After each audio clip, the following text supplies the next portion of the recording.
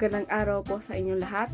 Ako nga po pala si Nicole May R.B. Naning at narito ako para mabahagi sa inyo ang talumpati na hingil sa laban sa kahirapan.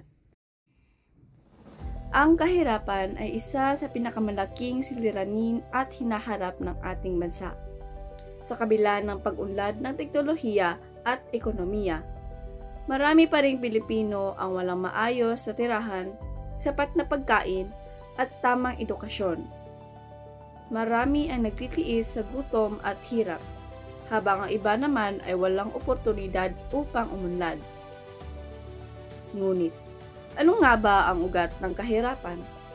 Ito ay bunga ng kawalan ng trabaho, kakulangan sa edukasyon, at minsan ay hindi patas na sistema sa lipunan. Dahil dito, maraming tao ang hindi nakakaahon at patuloy na naiiwan sa gilid ng pag-unlad. Subalit, hindi kahirapan ang dapat magigta ng ating kinabukasan. Kung ang bawat isa ay magsisikap, magtutulungan, at magsasakripisyo, may pag-asa pa ring magbago ang ating kalagayan.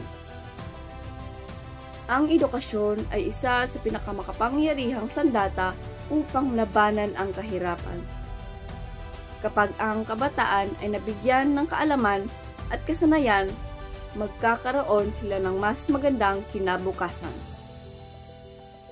Mga kababayan, hindi natin kayang wakasan ang kahirapan sa isang iglap. Ngunit, kung magsisimula tayo sa maliit, sa pagtulong sa kapwa, sa pagiging responsable, at sa pagpapahalaga sa edukasyon, makakamit natin ang pagbabago.